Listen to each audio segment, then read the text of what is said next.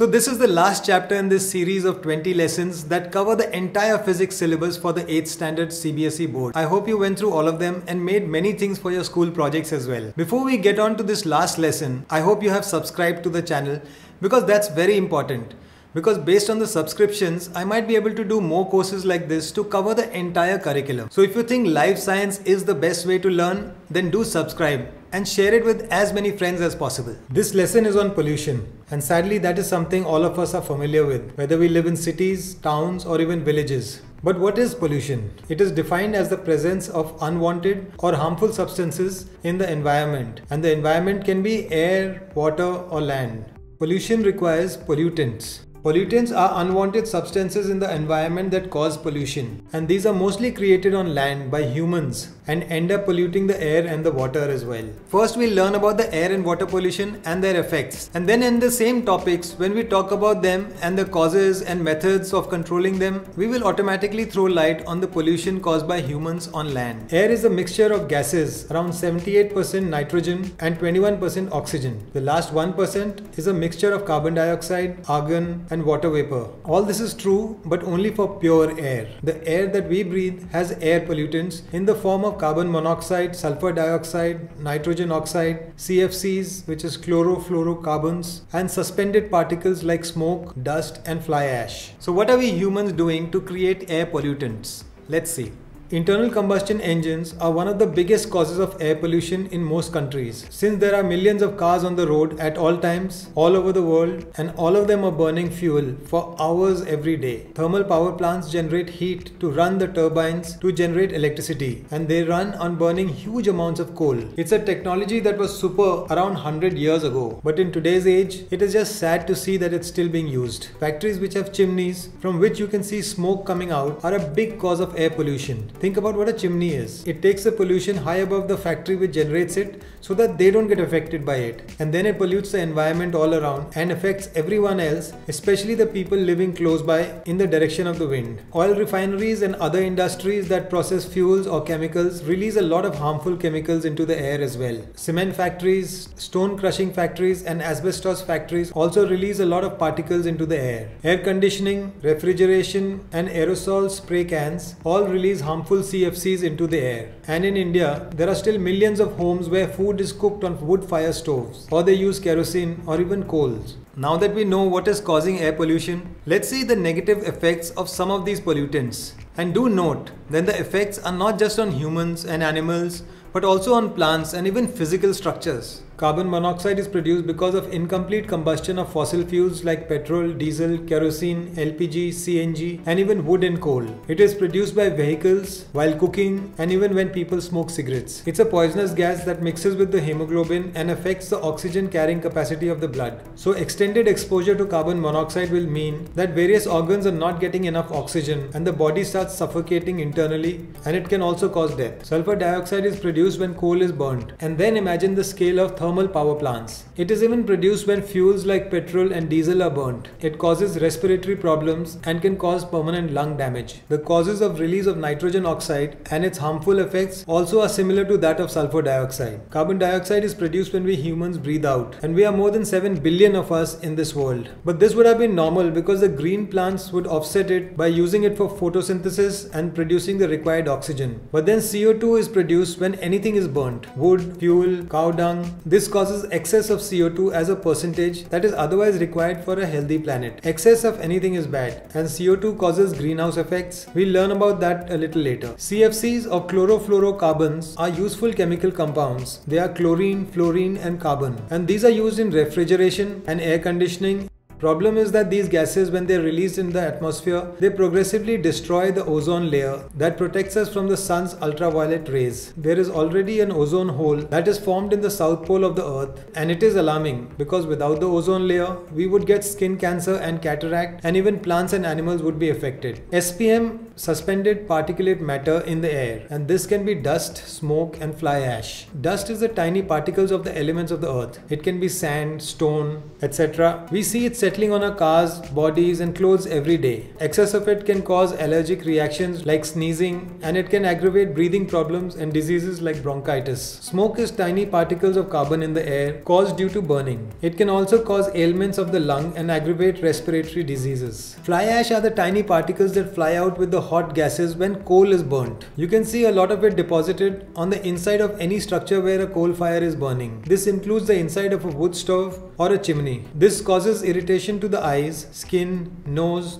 throat, and cause respiration related ailments. Prolonged exposure, like living close to thermal power plants, could cause bronchitis and even cancer. Earlier there were said to be two main harmful effects of air pollution: acid rain and greenhouse effect. But now even smog needs to be added to the list, because at least in India, it is progressively taking a much larger toll on the health and even on the life of humans. Smog is a situation in the air that looks like fog, but the difference is that fog is made just of suspended water molecules that condense because of cold temperatures and settle close to the ground around us like a cloud. But in a smog, the same molecules are mixed with pollutants like sulfur dioxide and nitrogen oxide and other SPMs. So each water particle becomes like a multivitamin pill, but in this case it's a lethal combination that will harm our health. Places like New Delhi face a lot of smog because of the huge amount of vehicles on the road, plus a lot of industries all around it are polluting industries. And the farmers around also tend to burn their crop stubs for a healthier soil before sowing new crops. And this happens in the winter. And the result is a lot of smog in the winter months, and it causes respiratory issues and can immediately aggravate breathing problems and asthma. Acid rain. When the rain falls in places with little or no pollution, you get only water. But when the air is polluted with all the pollutants we talked about, especially sulfur dioxide and nitrogen dioxide, then the water droplets while falling chemically react with these gases and become acidic by the time they reach the ground. Acid rain can destroy crops, forests, and even turn the land acidic. It becomes difficult for new plants to grow, so it's bad for farmers as well. It can make water bodies acidic, and that will slowly kill the fish and the other aquatic life in these waters. It can slowly degrade structures and building and historic monuments because the acid reacts with the construction materials. Acid rain is causing marble cancer to Taj Mahal. For those who don't know Taj Mahal, it's a beautiful structure built as a monument of love by a Mughal king a few hundred years ago, and it is built in pure white marble. Sadly, there are polluting industries not too far away from the Taj, and these and the acid rain react with the calcium carbonate, which is marble, and it keeps corroding it and discoloring it.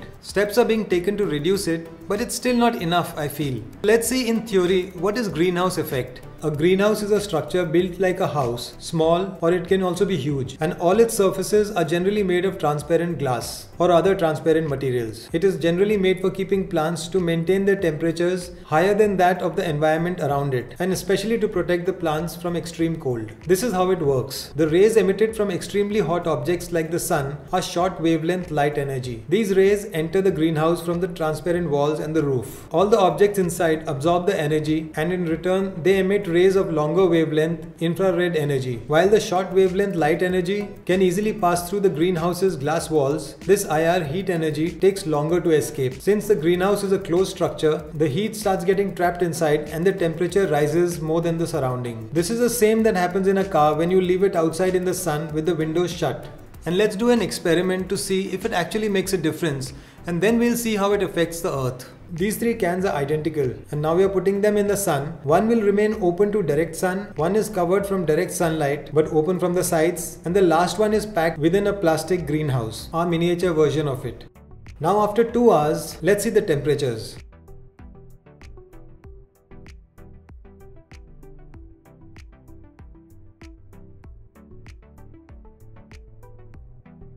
You can see the can in the greenhouse is the hottest.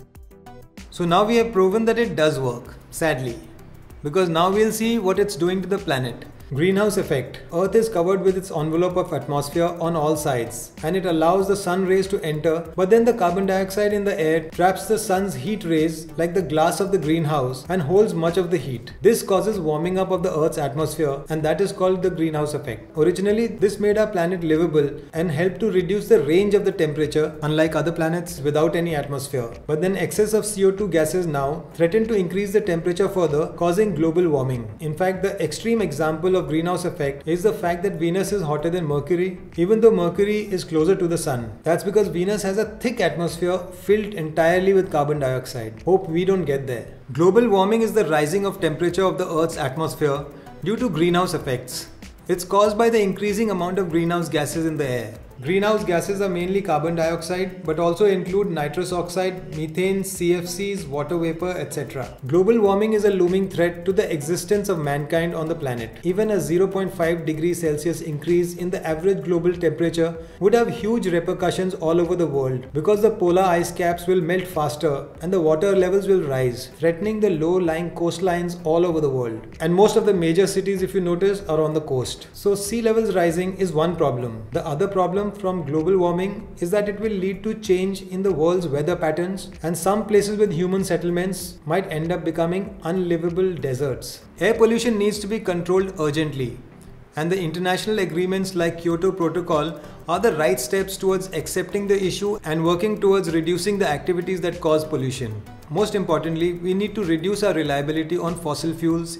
The internal combustion engine should be phased out as soon as possible. Electric engines or other alternate power should be adopted for the future. Thermal power plants should be banned. There is enough green technology available to produce the required amounts of power from sun or wind or even the oceans. Even nuclear power plants should be phased out, especially because of disasters like the one that happened in Japan recently. The smoke from factories and industries should be treated before being released in the atmosphere. For domestic cooking and heating, ideally smokeless fuels like LPG, PNG and biogas should be used along with solar energy. Afforestation policies should be adopted. Individually too, we can contribute positively by doing things like we should not burn our waste or leaves or garbage, and we should educate others about the issues.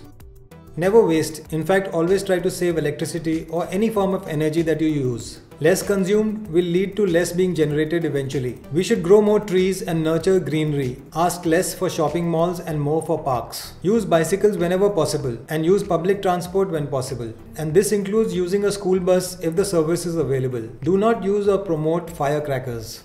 Our mantra against all kinds of pollution should be, in this order: reduce. Reduce all the wasteful kind of consumption. Reuse. Reuse products as much as possible. And don't bring one-time use products into your life. Recycle. For recycling, segregation of waste is most important. Now let's look at water pollution. Contamination of water bodies with unwanted and harmful substances is called water pollution. These water bodies can be ponds, rivers, lakes, oceans.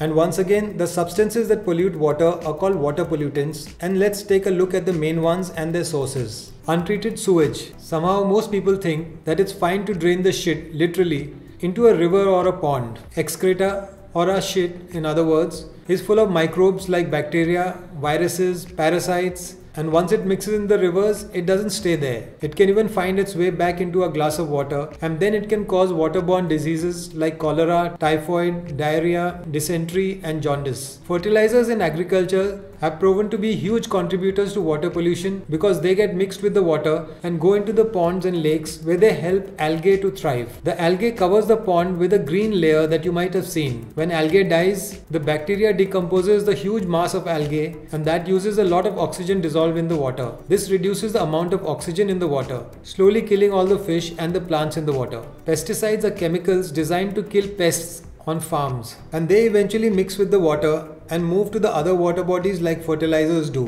And these poisons directly kill a lot of fish and other marine creatures, and the chemicals are also absorbed by marine plants that are eaten by the fish, and then some of these fish end up in our stomachs as well and cause all kinds of gastro or stomach related diseases. Untreated industrial waste is the most horrific of these pollutants. Think about it, all kinds of chemical factories that you see, 90% of them will be just letting their waste flow into a regular common drain. Sadly, they have no choice because it's also the government job as well to provide the right kind of infrastructure. But the sad part is, all these deadly chemicals like mercury, lead, arsenic, nickel and cadmium all go through the small drains to the big ones and then go to the rivers and then go to the sea. And these can affect marine life and even enter our nervous system through the food chain. And it can cause serious diseases like cancer. The river Ganga is considered holy, but when it comes to polluting its water, people do not discriminate. The Ganga gets all kinds of pollution that I listed earlier, like any other river. Also, people don't realize that some traditions were fine when the population was different and the materials were also different.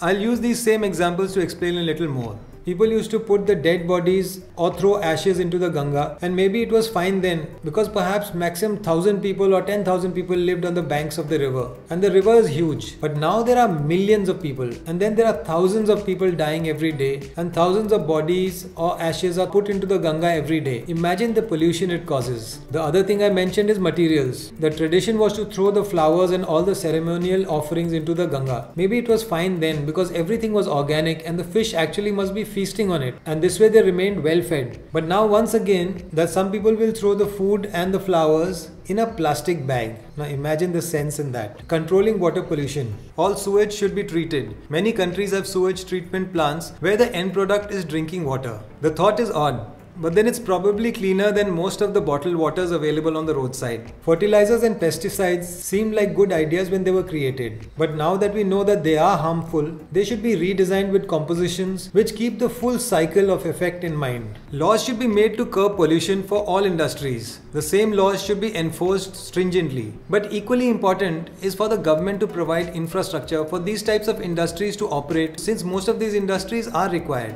Garbage leaving the house should be segregated for better recycling and treatment. People need to be made aware of the polluting habits, and they should be taught best practices and otherwise also be held responsible for the pollution they cause. Conserving water. Conserving water has become extremely important, especially clean water that comes to the house, because it goes through a lot of process to purify and clean before it reaches you. Also because at the same time, water might be dripping from your tap, and in another part of the country, some people could actually be dying of thirst due to scarcity of potable or drinking water. Few things you could do to conserve water. Wash utensils together in a basin instead of running it under a tap. When you wash your face, switch off the water while soaping. Also, while brushing your teeth, put the tap only when you need it. Do not keep it on. Fix leaking taps. That's the worst way to waste water as it happens continuously. Understand the concept of full flush and half flush and use it correctly. Otherwise, you can waste many liters of water just by one inconsiderate action. Potable water. The water that comes from a tap in many countries is potable or drinkable water. But in India, we have to take this water through another process to make it drinkable. Otherwise, the chances are, even though it looks clean, it could have microbes in it and you could fall ill or at least get a bad tummy. There are simple and complex ways to purify water for drinking purposes. The simplest is boiling water at 100 degrees for a few minutes. It kills any organism that could harm you. However, it cannot clean up chemicals if the water is polluted with that. But generally, tap water is supposed to be chemical and other pollutant free. So boiling is a safe and easy way to clean the water. Earlier, people used water filters which had a perforated porcelain tube called a candle, through which the water would go and the impurities would be left behind. This operated simply by gravity, and therefore it took its own sweet time to clean up the water. The electric water filters are common now, and they are the candle type, and the newer ones are reverse osmosis type. All of them use electric motors to pump the water while they use their different technologies to clean it up, and as a result you get clean water almost instantly. Chlorination can be used to clean water where chlorine tablets or powder is added that kills all the germs and makes it safe to consume. The amount of chlorine added should be as specified because excess of it can be harmful to humans as well. Some households in villages use a crystal substance called alum. Here's how it is used. I'm adding mud and sand to a glass of water and stirring it.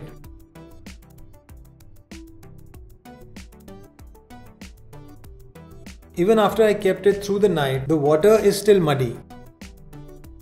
But if I take some alum and stir it in the glass for a minute, and then leave the glass for a few hours, the sand settles down, making the water clean enough to be poured out and drank.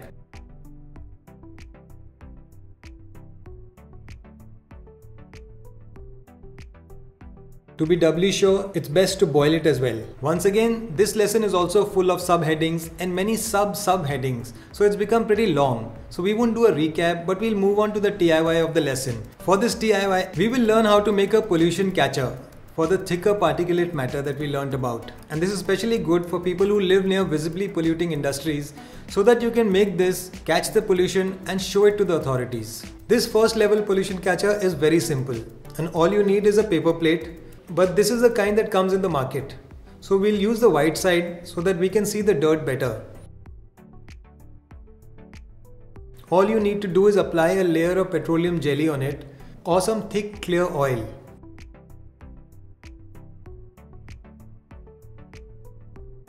And then you need to hang it with 2 threads or even tapes. Hang it on the window with the oily side facing outside. By using 2 tapes or threads, it will not turn around because you need it to remain facing outwards to catch the pollution that is coming in. Now we'll work with some numbers. On an average, we breathe in 6 to 8 liters of air every minute. That's approximately a quarter of a cubic foot of air every minute that passes our lungs. Keep these numbers in mind. Now these exhaust fans are rated in CFM, that's cubic feet per minute. This fan is rated at 200 CFM and it means that 200 cubic feet of air moves through this fan every minute. So if we keep the fan on for 1.8 minutes, it will push out 360 cubic feet of air. That's the same as us breathing for a day.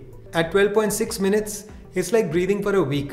At 54 minutes, it's like breathing for 1 month. So I suggest keep this exhaust fan on for 24 hours during the workday and you will be able to see how much pollution goes into your lungs in a span of 2 years. So make this simple DIY and keep it near the window so that you can see the particles in the air that you're breathing in. You need a cardboard box on which an 8-inch fan can fit. Put the fan on top of one of the side walls and mark the circle with a pencil or a pen.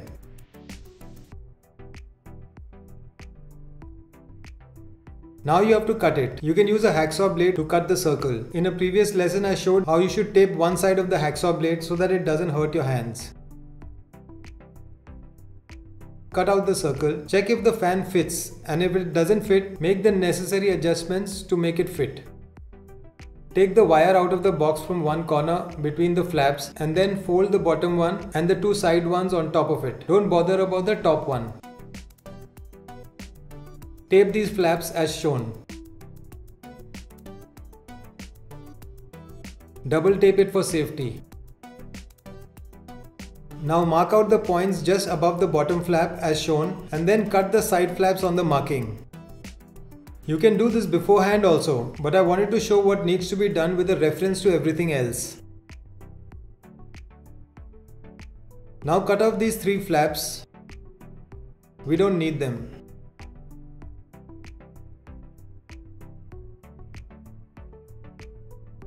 It will be best if you put another tape on the top of these flaps to secure them well. Similarly, find all the parts of your box that are weak and then put tape on them and secure them as well.